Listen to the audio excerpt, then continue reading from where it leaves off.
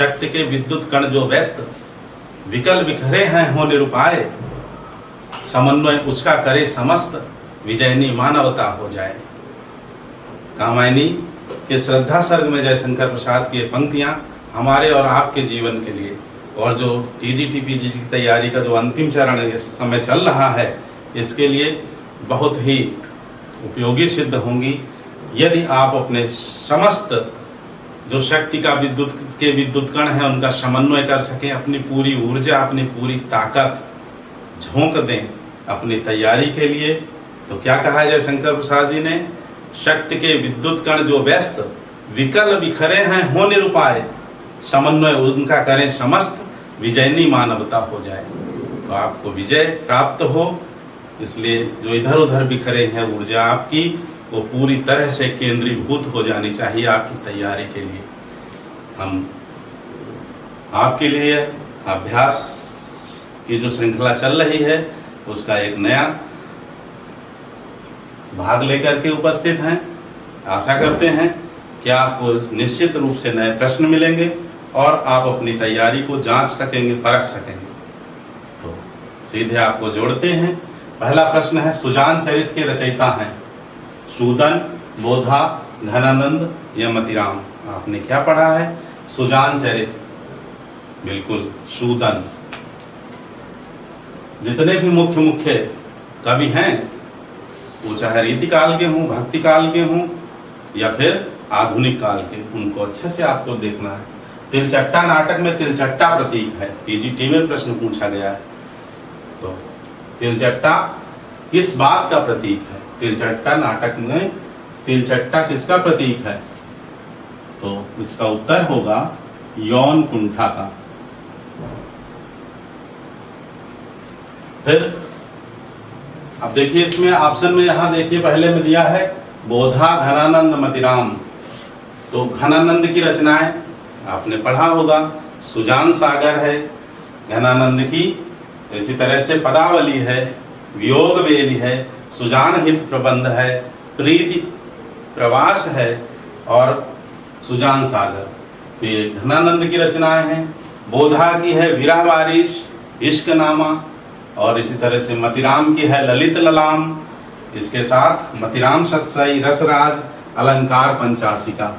तो इस तरह से ये जो मुख्य रीतिकाल के कवि हैं इनको आपको अच्छे से पढ़ना है। केशवदास हो, भिखारी दास हो, पद्माकर हो, बोधा हो, घनानंद हो, मतिराम हो, आलम हो, इन सब की आपको अच्छे से रचनाएं तैयार करना है। केशवदास हो, ठीक है, चिंतामणि हो, और आगे भूषण है। इसी तरह से आगे देखिए सही क्रम क्या होगा। संप्रदाय अलग अलग जो आपने सीखा है उसके क्रम पूछा गया है। ये प्रश्न टीजीटी पीजीटी में आया है। तो रस देखिए ये उल्टा क्रम में लिखा है, बिल्कुल ठीक क्रम नहीं है, इधर उधर है। आपको सही क्रम में सजाना है। रस, रीति, ध्वनि, अलंकार, वक्रोक्ति, औचित्य। तो क्या सही है? सबसे पहले कौन सा संप्रदाय है? तो नंबर 1 पर बिल्कुल रस संप्रदाय। इसके बाद आपने क्या पढ़ा है? अलंकार संप्रदाय। नंबर 2 पर अलंकार संप्रदाय है। नंबर 3 पर रीति संप्रदाय है। फिर नंबर 4 पर वक्रोक्ति संप्रदाय है। चौथा, पांचवें नंबर पर ध्वनि संप्रदाय, और सबके प्रवर्तक भी आपको आना चाहिए। और फिर अंतिम है औचित्य, छठवां। औचित्य के क्षेमेंद्र हैं, आपने सीखा है। रस के भरत मुनि है, रीति के वामन है, ध्वनि के आनंदवर्धन है, ठीक है। वक्रोक्ति काव्य जीवितम कुंतक का है, औचित्य क्षेमेंद्र का है, रीति वामन का है, ध्वनि आनंदवर्धन, ठीक है। कभी कभी इस तरह से भी प्रश्न बन सकता है कि ये इसके जो प्रवर्तक हैं उनका क्रम उल्टा भी आगे पीछे दे दिया जाए और कहा जाए क्रम से लगाइए। तो आप इनके प्रवर्तक भी सीख लीजिए, याद रखिए, ठीक है। आगे बढ़ते हैं। नंग तत्पुरुष समास किसमें है? रोगमुक्त, राजपुरुष, अभाव, पुत्र हितम। तो देखिए तत्पुरुष के जो भेद हैं उसमें रोग मुक्त, विग्रह कर लीजिए, रोग से मुक्त अपादान तत्पुरुष, रोग ऋण से मुक्त, ऋण मुक्त, रोग मुक्त, अपादान तत्पुरुष, ध्रुवम पाय अपादानम। राजपुरुष, राजा का पुरुष, षष्ठी तत्पुरुष। ठीक है। फिर है पुत्र हितम, पुत्र हितम संप्रदान तत्पुरुष, पुत्र हितम। और अभावः है, अभावः न भाव हो जिसमें, वही है नन तत्पुरुष, जहां नकार हो। जैसे अभाव, अधर्म, अन्याय, नालायक, यह सभी नन तत्पुरुष के उदाहरण हैं। अब यही आ भाव यानी आ लगा हो या ना लगा हो, या ना लगा हो या अन लगा हो, तो कौन सा तत्पुरुष हो जाएगा? नन तत्पुरुष। और अगर यही आ लिखा हो, आजीवन, आमरण, तो अव्यय भाव समास हो जाएगा। ठीक है। समास आपने पढ़ा है, सीखा है। अगर कुछ कंफ्यूजन हो तो आप वीडियो इसके देख सकते हैं मेरे। फिर है केशव कहीं न जाए का कहिए, किस ग्रंथ से है? केशव कहीं न जाए का कहिए, देखत तव रचना विचित्र अति। ये किसकी पंक्तियां हैं? गोस्वामी तुलसीदास जी की हैं। यहाँ केशव लगा है तो कभी ये न लगे कि सूरदास की हैं। और किस ग्रंथ से हैं? तो विनय पत्रिका की है। किस ग्रंथ से हैं? विनय पत्रिका। उसके बाद अब पूछा जाता है प्रश्न, विनय पत्रिका की भाषा क्या है? तो ब्रज भाषा। ठीक है, गोस्वामी तुलसीदास जी की। फिर है जिजीविषा का शुद्ध रूप क्या होगा? तो जिजीविषा का शुद्ध रूप क्या होगा? जिजीविषा। 15-20 शब्द से ज्यादा नहीं है जो कठिन शब्द पूछे गए हैं विगत वर्षों में। बहुत अधिक नहीं कि बहुत सब घूम तैयार करने में जुटे पड़े हैं। मैंने इसके पूर्व जो वीडियो बनाया आपने देखा होगा कि क्या नहीं पढ़ना है। अब इसका जो है मूल्यांकन आपको करना है, अनावश्यक चीजें छोड़नी। तो 15-20 ऐसे शब्द हैं। उज्ज्वल है, श्रमश्रु है, यानी है, कवयित्री है, श्रृंगार है, कैसे लिखे जाता, अधिशासी है। तो इस तरह के जो शब्द हैं जो महत्वपूर्ण है, 15-20 शब्द से ज्यादा नहीं है। आप इनको एक बार लिख लें, 2 बार दोहरा लें, पक्का हो जाएगा, वर्तनी गलत नहीं होगी। फिर सद्यः स्नाता का अर्थ है। सद्यः स्नाता क्या अर्थ होता है? सद्यः स्नाता, सद्य माने शीघ्र ही, अभी अभी। स्नाता माने जो नहा कर आया हो, तो शीघ्र स्नान जिसने किया हो, अभी अभी जो स्नान करके आया हो या आई हो।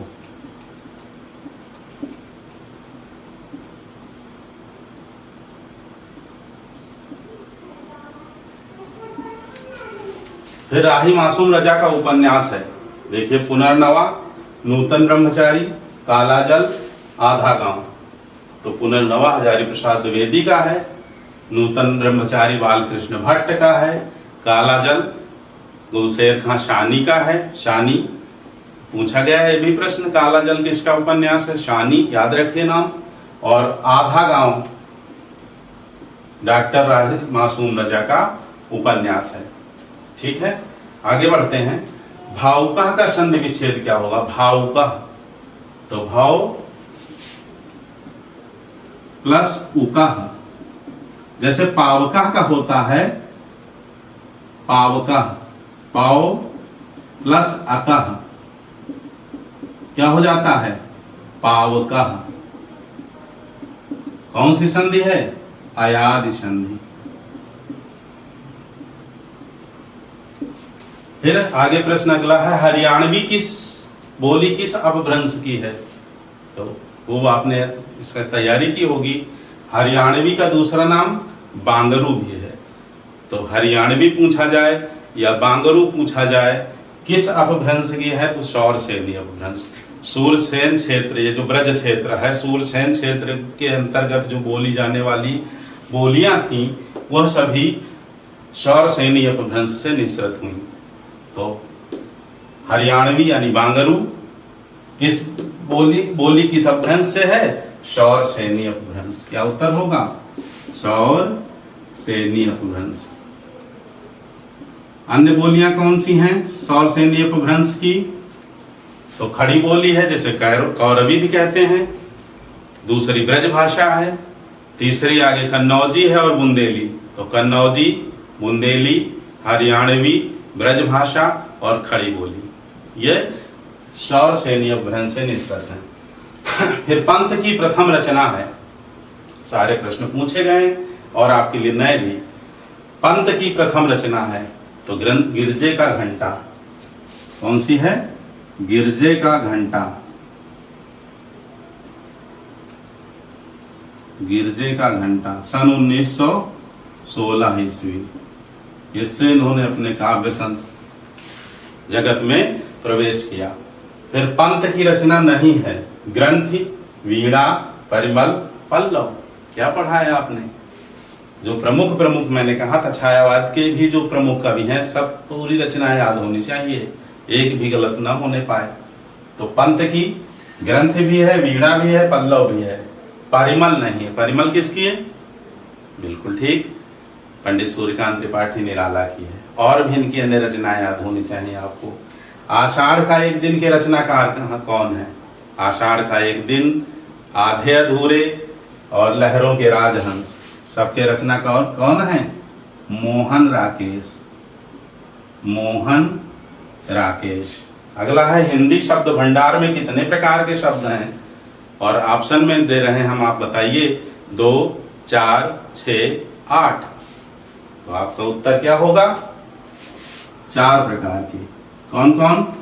पहला तद्भव, दूसरा तत्सम, तीसरा देशज, चौथा विदेशज। एक भी गलत नहीं होना चाहिए। देशज विदेशज के भी शब्द आपके को अच्छी तरह से तैयार। विदेशज शब्द में गिने चुने 8-10 शब्द हैं जो हर बार रिपीट होते हैं, पूछे जाते हैं। वकील है, गमला है, आलपिन है, रिक्शा है, तमगा है, चाकू है, कैंची है, किताब है, कलम है, ठीक है, ये कारतूस है। यही 10-15 शब्द हैं जो घुमा फिरा करके पूछ लिए जाते हैं और आप पूरे अंक ला सकते हैं।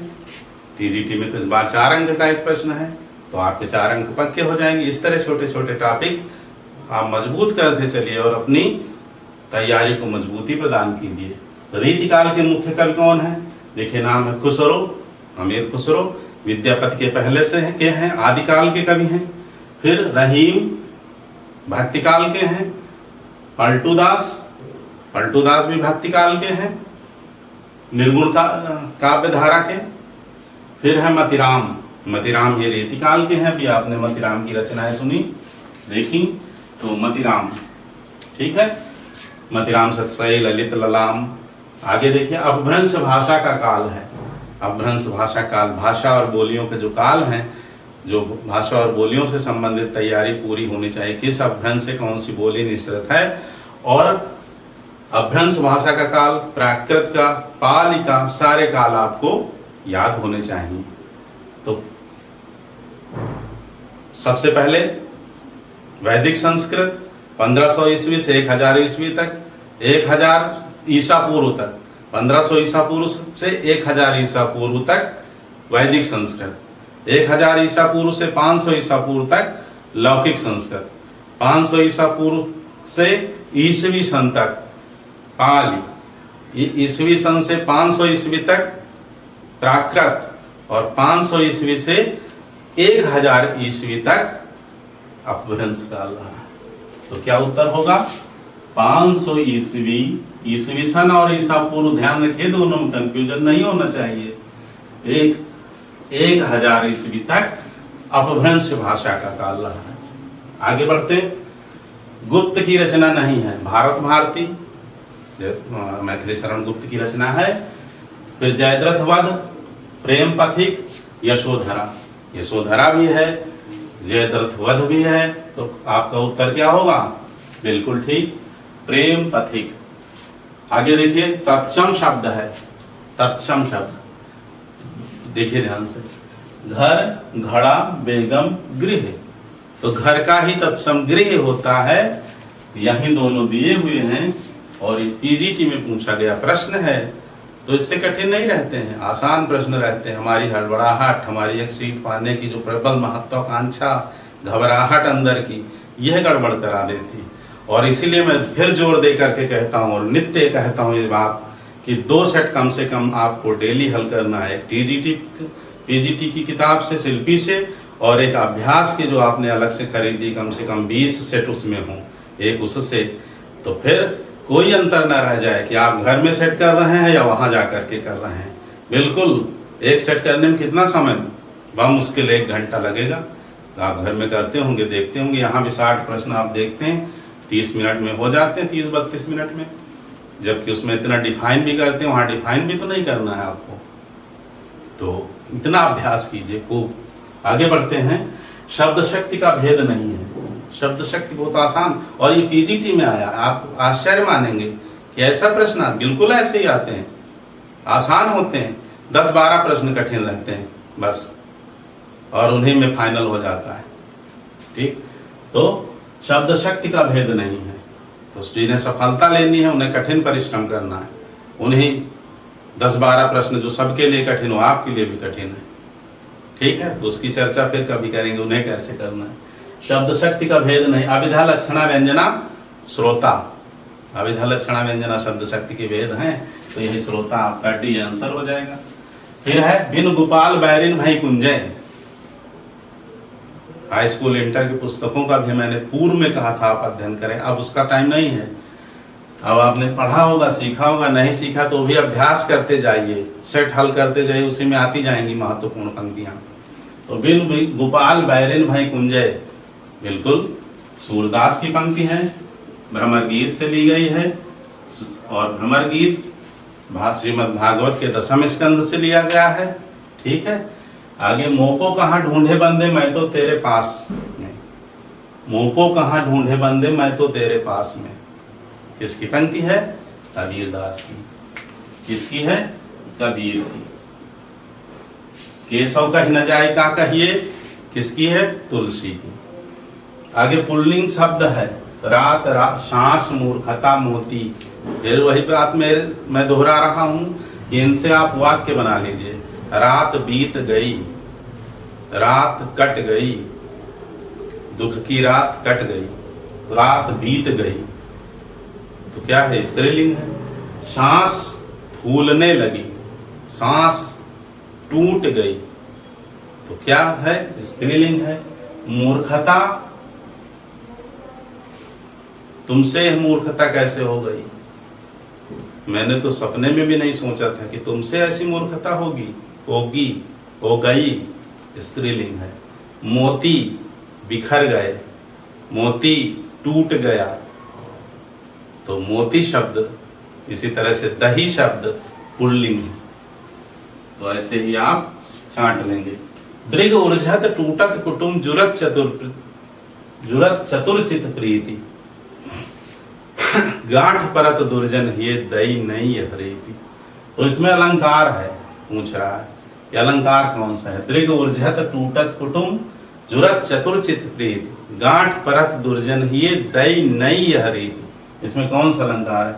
उलझते क्या है? नेत्र। तो नेत्र जब उलझते, मान लो धागा उलझा तो धागा टूटना चाहिए, बट लेकिन क्या होता है? दृग ऊर्जत टूटत कुटुम, कुटुंब टूट रहे हैं, परिवार टूट रहे हैं। और जब टूट रहे हैं तो जहां जोड़ होगा वही जुड़ना चाहिए, जो टूट रहा है वही जोड़ा जाए। तो जुरत चतुरचित्त की प्रीति जुड़ रही है। अब गांठ पड़े जहां प्रीति जुड़ रही है आपस में, नायक और नायिका के मध्य, तो गांठ भी वहीं पड़नी चाहिए। लेकिन बिहारी लाल कहते हैं कि कहाँ पड़ रही गांठ? दुर्जन ही है, दुष्टों के हृदय में। दई नहीं हरी। कौन सा अलंकार है? पढ़ा है आपने? 2 वीडियो हैं अलंकार के और बहुत उपयोगी हैं। 5-5, 6-6 उदाहरण दिए गए हैं एक एक अलंकार के। आप देखिए, आपका एक प्रश्न भी गलत नहीं होगा। असंगत अलंकार। आगे देखिए अगला प्रश्न, द्वंद्व समास में कौन सा पद प्रधान होता है? तो द्वंद्व समास में बिल्कुल। अव्यय भाव समास में कौन सा पद प्रधान होता है? पूर्व पद। तत्पुरुष समास में बाद का पद, उत्तर पद प्रधान होता है। द्वंद्व समास में दोनों पद। द्विगु समास में पूर्व पद प्रधान और संख्यावाची होता है। बहुव्रीहि में अन्य पद प्रधान होता है। तो द्वंद्व समास में पूछ रहा है तो कौन सा पद प्रधान होगा? दोनों। यही ऑप्शन आपका सही होगा। ऑप्शन में दिया रहेगा, पीजीटी का है, पूर्व पद, उत्तर पद, दोनों पद, अन्य पद। तो अन्य पद मत लगा देना, बहुव्रीहि का होगा। फिर अपभ्रंश का भवभूति किसे कहा जाता है? अपभ्रंश का भवभूति क्या उत्तर होगा? पुष्य दंत। अपभ्रंश का भवभूति पुष्य दंत को कहा, कहीं कहीं पुष्प दंत भी लिखा रहता है, कंफ्यूज मत होना, एक ही है, पुष्य दंत शुद्ध है। और इसी तरह से अगर प्रश्न है कि अपभ्रंश का पाणिनि किसे कहा जाता है, तो हेमचंद्र को शब्दानुशासन उन्होंने लिखा। और अगर कहा जाए कि अपभ्रंश का वाल्मीकि कौन है, अपभ्रंश का व्यास कौन है, तो एक ही उत्तर होगा, स्वयंभू। औंचरी उनकी रचना है। फिर विद्यालयम निक्षा नदी अस्ति में विभक्ति है, तो अभिता परिता समय निक्षाह प्रतियोगया द्वितीया, कौन सी भक्ति? विभक्ति, द्वितीया विभक्ति। ठीक है। एनांग विकार तृतीया, नमः स्वस्ति स्वधा स्वाहा अलम वषट चतुर्थी। याद कर लीजिए सूत्र। कौरवी किस बोली को कहते हैं? अभी बताया है, और ये पूछा गया प्रश्न है, मैंने अपनी तरफ से नहीं बनाया, मैं किसी सेट से भी नहीं, मॉडल पेपर से रख दिया हूँ। महत्वपूर्ण प्रश्न जो पूछा गया है, चाहे वो नेट में हो, टीजीटी में हो, पीजीटी में, ऐसे प्रश्न है। हाँ, तो कौरवी किस बोली को कहते हैं? बिल्कुल खड़ी बोली को। हिंदुस्तानी भी कहते हैं खड़ी बोली को। कौरवी, हिंदुस्तानी, नागरी और शर हिंदी। कौरवी, हिंदुस्तानी, नागरी, शर हिंदी, इतने नामों से जानी जाती है खड़ी बोली। आइए आगे बढ़ते हैं। भक्तिकाल को हिंदी का स्वर्ण युग सर्वप्रथम किसने कहा? भक्तिकाल को हिंदी का स्वर्ण युग सबसे पहले ग्रियर्सन ने कहा। इसका उत्तर क्या होगा? मैं यहां लिख रहा हूं, ग्रियर्सन। फिर है आंख का अंधा गांठ का पूरा, लोकोक्ति का अर्थ बताइए। आंख का अंधा गांठ का पूरा। अब अभिधा से निकालने बैठेंगे तो मैं बार बार इसलिए दोहराता हूं, कुछ लोग नए देख रहे होंगे इसे, तो अभिधा से अर्थ मत निकालना भैया। आंख का अंधा गांठ का पूरा, नहीं तो क्या निकालोगे? आंख का अंधा बैठा है और गांठ, दोनों गांठों में सूजन आई पड़ी है और पड़ा है वो, ना आंख से देख सकता है, गांठ का पूरा, घुटने दोनों फूले हुए हैं, नहीं चल भी नहीं सकता है, अनर्थ हो जाएगा। तो क्या होगा इसका? आंख का अंधा गांठ का पूरा, बिल्कुल मूर्ख धनी। मूर्ख व्यक्ति और जिसके पास खूब धन संपदा हो, मूर्ख धनी, ऐसा व्यक्ति जो धनी हो, धनाढ्य हो, लेकिन बुद्धि ना हो, कहाँ सदुपयोग करना है, मूर्ख धनी। रज्जब अली खां के गुरु थे, तो रज्जब अली खां के गुरु, सुंदरदास के गुरु एक ही थे, कौन? दादू दयाल।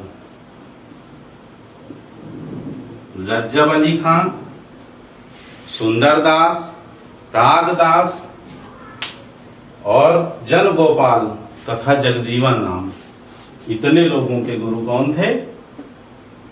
रज्जब अली, दादू दयाल। ठीक है, तो रज्जब अली को पूछा गया, जगजीवन का पूछा जाए तो भी यही है। और सुंदरदास जो सबसे पढ़े लिखे माने जाते हैं उस निर्गुण पंथ में, सबसे पढ़े लिखे और सबसे ज्यादा शास्त्रज्ञ, शास्त्रों का जिन्हें बहुत ज्ञान था, काशी में जाकर के पढ़ाई की थी, राजस्थान से जाकर के काशी में, और फिर अपनी गद्दी राजस्थान में स्थापित की।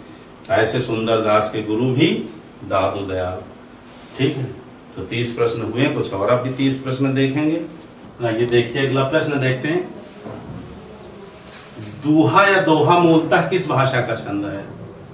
तो हजारी प्रसाद द्विवेदी कहते हैं कि जिस प्रकार दूहा या दोहा कहने से प्राकृत अपभ्रंश का बोध होता है, उसी प्रकार गाथा या गाहा कहने पर प्राकृत का, अर्थात दूहा या दोहा अपभ्रंश का छंद है।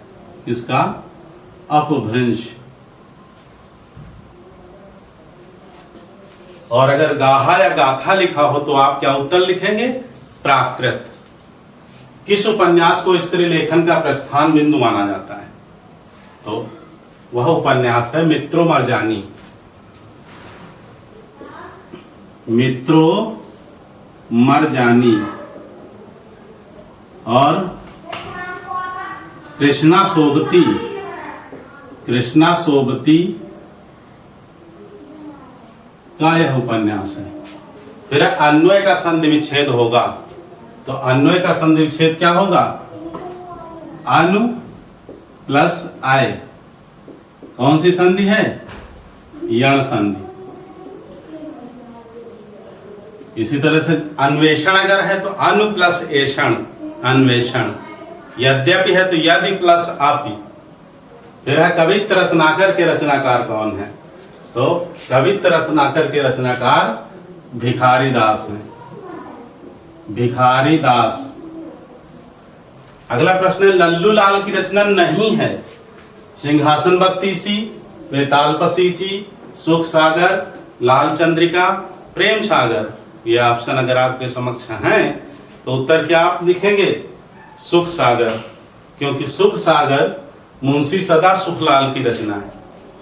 फिर अगला है काव्यालंकार किसकी रचना है? काव्यालंकार काव्य शास्त्र के अंतर्गत आता है और यह किसकी रचना है? बिल्कुल ठीक, भामह की। अगला प्रसाद का प्रथम नाटक है, जयशंकर प्रसाद का प्रथम नाटक, बताइए क्या पढ़ा है? बिल्कुल सज्जन। प्रसाद का पहला नाटक क्या है? सज्जन। प्रसाद की पहली काव्य कृति क्या है? आप कमेंट बॉक्स में लिखेंगे। प्रसाद, जयशंकर प्रसाद की पहली काव्य कृति, काव्य रचना कौन सी है? फिर तद्भव पत्रिका कहां से प्रकाशित होती है? तो तद्भव पत्रिका लखनऊ से प्रकाशित होती है और इसके संपादक हैं अखिलेश। अखिलेश इसके संपादक हैं। अगला प्रश्न है श ध्वनि का उच्चारण स्थान है, तो ये श कौन सा है? बिल्कुल तालव्य। तालव्य सा भी इसे कहते हैं, तालव्य। ठीक है। ये श कौन सा है? मूर्धन्य, मूर्धा इसका उच्चारण स्थान। ये दंत सा है।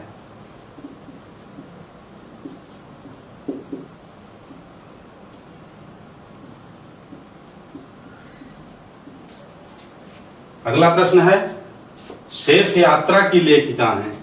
शेष यात्रा, शेष यात्रा किसकी कृति है? उषा, बिल्कुल ठीक, प्रियंवदा। महिला लेखिकाएं जिनकी जितनी हैं उनकी सारी रचनाएं आप एक जगह नोट्स बना लीजिए और याद कर लीजिए। फिर है झोपड़ी से राजभवन भवन तक के लेखक हैं। झोपड़ी से राजभवन तक के लेखक दलित लेखकों में पहुंचे। आत्मकथा, दलित आत्मकथाएं सभी याद होनी चाहिए। यह आत्मकथा माता प्रसाद की है। पूर्व राज्यपाल हैं और राज्यपाल रहे, इसीलिए इन्होंने झोपड़ी से राजभवन तक की यात्रा की, तो वही इन्होंने अपनी आत्मकथा का शीर्षक बना दिया कि झोपड़ी से राजभवन तक। याद रखिए उत्तर प्रदेश के राज्यपाल माता प्रसाद भूतपूर्व राज्यपाल रहे। फिर आगे तार सप्तक के कवि नहीं है, तो भारत भूषण अग्रवाल हैं। अमूने गिरा प्रभा सूत्र है, इसका ट्रिक है। अज्ञेय, मुक्तिबोध, नेमचंद्र जैन, गिरजा कुमार माथुर, राह से रामविलास और गिरा प्रभा प्रभाकर माचवे, गी से गिरजा कुमार माथुर। और कौन से नहीं है? तो भवानी प्रसाद मिश्र नहीं है। और ये जो अमूने गिरा प्रभा में जो भा आता है वो भारत भूषण अग्रवाल के लिए। तो ट्रिक के साथ याद रखिए, तार सप्तक के कवियों में से पूछा जाता है एक प्रश्न, टीजीटी पीजीटी दोनों में। मैंने बताया है, आप वहां देख सकते हैं उस वीडियो में। शुद्ध है पूजनीय, अंत्याक्षरी, तदोपरांत, कवित्री।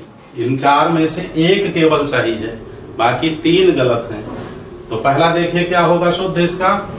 पूजनीय। या तो यह लिखा हो तो सही है अथवा पूज्य केवल लिखा हो तो सही है, लेकिन पूजनीय गलत है। तदोपरांत जो लिखा है इसका शुद्ध क्या होगा?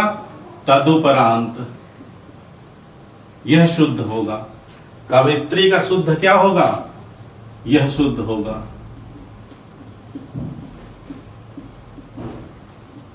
ठीक है, ये शुद्ध है।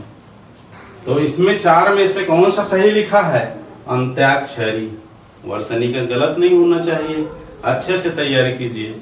या रा ला वा व्यंजनों को कहते हैं, क्या कहते हैं? अंतस्थ, ऊष्म। क्या दोनों में से ऑप्शन क्या सही होगा? बिल्कुल ठीक, अंतस्थ।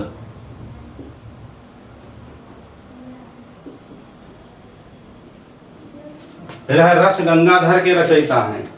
रस गंगाधर पंडित राज जगन्नाथ। याद आया? पंडित राज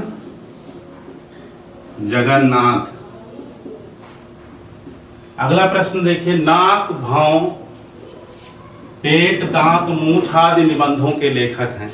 नाक, भौं, पेट, दांत, मूछ, कोई एक भी पूछा जा सकता है इसमें से, और पूछा गया है विगत वर्षों में। तो इसके लेखक कौन हैं? पंडित प्रताप नारायण मिश्र।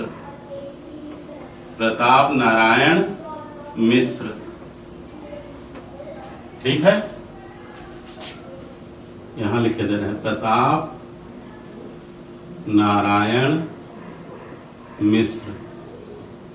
फिर है प्रगतिशील लेखक संघ की स्थापना भारत में कब हुई? तो इसका भारत में प्रथम अधिवेशन लखनऊ में हुआ, जिसकी अध्यक्षता मुंशी प्रेमचंद ने की। तो किस सन में? 1936 ईस्वी। अगला प्रश्न है, मधुमालती के रचनाकार हैं। मधुमालती मंझन है या कुतुबन? दोनों प्रसिद्ध रचनाएं हैं। मधुमालती, मृगावती। मैंने ट्रिक बताई थी, मृगावती मृग लगा है, मृग वन में रहता है, तो मृगावती कुतुबन की है और मधुमालती मंझन की। बिल्कुल ठीक, तैयारी बढ़िया है आप लोगों की। फिर है, राग है कि रूप है कि रस है कि जस है कि तन है कि मन है कि प्राणी है कि प्यारी है? इसमें रस कौन सा है? तो कौन सा रस इसमें झलक रहा है? बताइए। वीर रस? नहीं, अद्भुत रस। अगला प्रश्न है, मनोरम का संधि विच्छेद कीजिए। मनोरम, मनोरथ, यशोदा, सबकी संधि विच्छेद एक जैसी। मनः प्लस रम, मनोरम। मनः प्लस रथ, मनोरथ। यशः धंधा, यशोदा। ठीक है, यशः धनधरा, यशोधरा। तो मनः, मनः प्लस रथ, मनोरम है। मनः प्लस रम बराबर मनोरम, विसर्ग संधि। अगला प्रश्न है, नागार्जुन का उपन्यास नहीं है। तो देखिए, नागार्जुन यात्री के नाम से लिखते थे। 1911 में इनका जन्म हुआ था। ये 1921 चल रहा, 2021, 110 साल हो गए। अभी अभी उनका जन्मदिन मनाया गया है। उनका उपन्यास नहीं है। बलचनमा, रतिनाथ की चाची, वरुण के बेटे, परती परिकथा। बिल्कुल ठीक, बलचनमा रतिनाथ की चाची, वरुण के बेटे हैं। और परती परिकथा, मैला आंचल, जुलूस, ये सब फणीश्वर नाथ रेणु के हैं। चौराहे, कितने चौराहे, दीर्घ तपा, परती परिकथा, मैला आंचल, जुलूस, पलटू बाबू रोड, राम रतन राय, सब रेणु के हैं, फणीश्वर नाथ रेणु के। तो यही अलग है।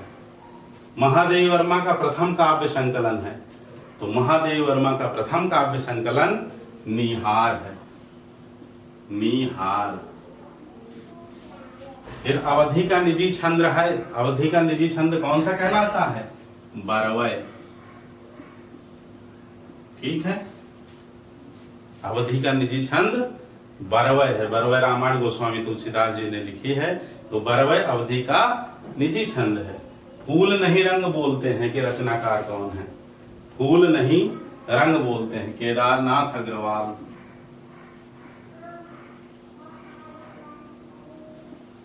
केदारनाथ अग्रवाल।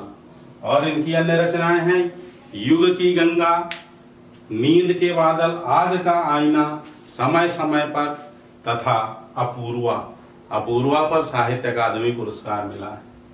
और फूल नहीं रंग बोलते हैं, इस पर सोवियत लैंड नेहरू पुरस्कार से इन्हें सम्मानित किया गया केदारनाथ अग्रवाल को। अपूर्वा इनकी रचना है, अपूर्वा पर साहित्य अकादमी पुरस्कार मिला है। आगे बढ़ते हैं। नई कहानी पत्रिका के संपादक थे, तो कौन थे नई कहानी पत्रिका के संपादक? बिल्कुल बताएंगे, भैरव प्रसाद गुप्त। यस।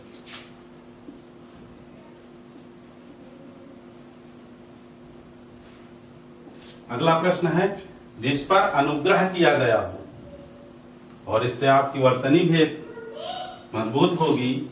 अनुग्रहित, अनुग्रहित ये लगेगा शुद्ध। अरुण यह मधुमय देश हमारा, ये कथन किसका है? अरुण यह मधुमय देश हमारा चंद्रगुप्त नाटक से है। तो जयशंकर प्रसाद के जो प्रमुख नाटक हैं, ऐतिहासिक नाटक, जैसे चंद्रगुप्त है, स्कंदगुप्त है, तो उनमें कौन कौन से पात्र हैं और पात्र के कथन भी आप, जो पुस्तक है गोविंद पांडे, सरस्वती पांडे, उसमें से आप उनका भी अध्ययन करें। अरुण यह मधुमय देश हमारा कार्नेलिया का कथन है। किसका है? कार्नेलिया का कथन।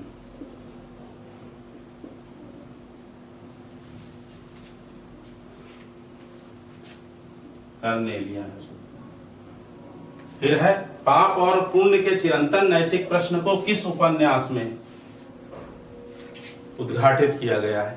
पाप और पुण्य के चिरंतन नैतिक प्रश्न को, तो वह उपन्यास कौन है? क्या नाम है उसका? वह उपन्यास है चित्रलेखा। चित्रलेखा, इसमें पाप और पुण्य को रेखांकित किया गया है। और इसके रचनाकार, चित्रलेखा उपन्यास के उपन्यासकार कौन है? बिल्कुल भगवती चरण वर्मा। आगे बढ़ते हैं। राधा वल्लभ संप्रदाय के प्रवर्तक कौन है? तो राधा वल्लभ संप्रदाय के प्रवर्तक हित हरिवंश जी हैं, और इसमें प्रेम को ही सर्वोपरि माना जाता है राधा वल्लभ संप्रदाय में। तो क्या उत्तर होगा? हित हरिवंश। अगला प्रश्न है, अपने हाथ से स्वयं काम करो को शुद्ध कीजिए। शुद्ध लिखना है, अपने हाथ से स्वयं काम करो। क्या होगा इसका शुद्ध वाक्य? बिल्कुल ठीक, अपना काम स्वयं करो।